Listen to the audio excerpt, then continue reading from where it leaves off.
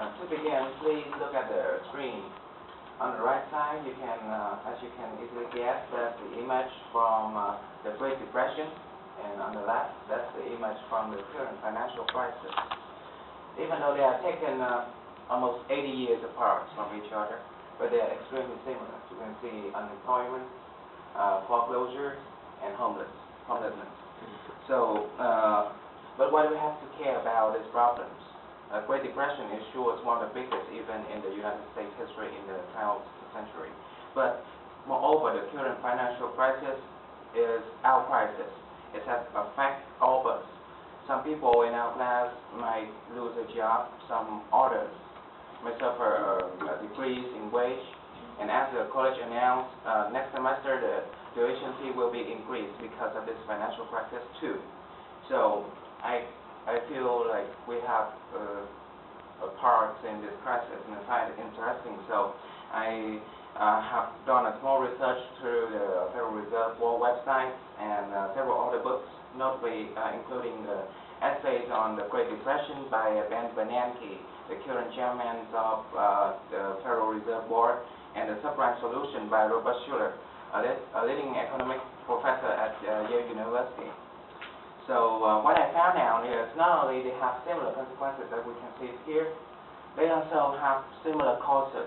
And one of the causes is the Federal Reserve Board. Before these two events, they have identical decisions contributing to both crises in similar ways. To understand this problem, first we should have an idea what's the role of the Federal Reserve Board in the economy.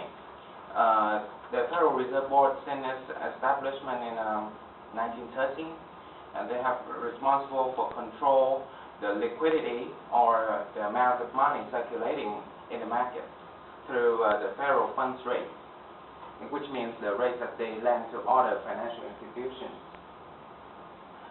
So what happened if they have a low interest rate here is the high interest rate is it discourages banks to borrow from the Federal Reserve, so they restrict the amount of money put into the market here by the borrower. And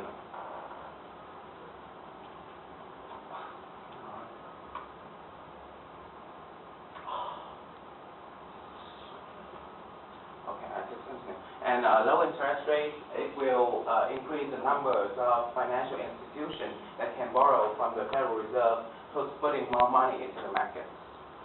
So the Federal Reserve Board often lowers the interest rate when the economy slows down to provide more money to support economic activities. That was exactly what happened in both 1920s and the 2000s. In the 1920s, the U.S. economy suffered a setback. That's the 1920-1921 recession. And similarly, in the 2000s, we have the 2000-2001 recession, which is caused by the dot-com bubble and the 9/11 attack on South. So in both cases, the Federal Reserve Board lowered the interest rate. In 1921, they slashed the interest rate to about 3%. And in 2000s, they also keep the interest rate very low until it hits about 1% in 2004. Although helping the economy to go through recession, this is actually the onset of both crises. Why? Because the low interest rate allow much more banks to borrow money from the Federal Reserve, but the numbers of borrowers did not increase along. So what happened is there are more banks than the borrowers. So according to the laws of demand and supply, these banks have to compete fiercely with each other for borrowers. They lower the requirements of borrowers, even offer credits to non-credit-worthy customers. So in 1920s, millions of people can borrow money to invest in stock. And similarly, in the 2000s, people can easily borrow money to invest in houses. So the increasing numbers of people who can buy on credit creates booms in the stock markets of the 1920s and the real estate market up to 2000s. and speculation began to widespread because people want buy stock on houses, wait until the price increase, and then sell them, hoping to make quick, easy profits. That in the current financial crisis, almost everybody joined that speculation. In my case, my history teacher in high school, his name is Enrique. He's just a usual history teacher in high school, but he actually borrowed money to invest, to speculate in a $450,000 house. So we can see how serious the situation is. But the Federal Reserve Board, in both cases, they failed to regulate the market. In the 1920s, they still keep the interest rate low and allow the bubble to keep inflating. And in the 2000s, they even passed a law allowing realty companies to invest 10 times their equity. That means that they can actually invest $10 for every $1 they have. So, however, these credit-driven booms actually did not last long.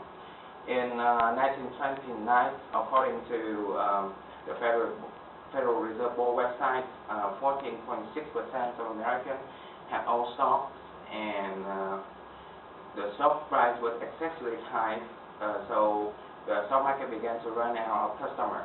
In 2004, similar story happened. At that time, 70% of Americans have owned houses, and the price of house was about 1.6 times over-evaluated. So very few are new houses at that time. So the market actually stopped growing and began to decline. So at this point, the Federal Reserve makes a very disastrous move. That is increase the interest rates. Why it's disastrous? Because people who have invested, who have speculated in stock or houses, they cannot sell the stock or house at a higher price, but at the same time they cannot keep it because the high interest rate, they cannot withstand that such a high interest rate. So what they do is they default on their loans in such a great numbers that the financial institution which lend the money inevitably collapsed. So this process was more widespread and serious in the Great Depression.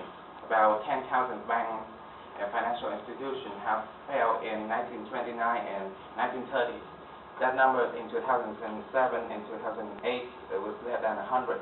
But in both cases, the U.S. economy fell into desperate crisis, as we know that the Great Depression and the financial crisis of 2007-2010. So to wrap up, I would like to say that in both Great Depressions and the current financial crisis, the Federal Reserve have identical mistakes.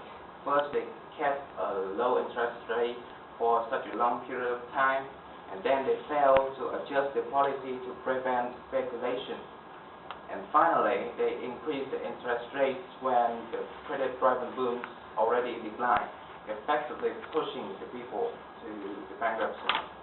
So it also reflects a more general rule that if we forget the past, history usually repeats itself. In this case, the similar policies by the Federal Reserve led to similar consequences, although they are 80 years apart.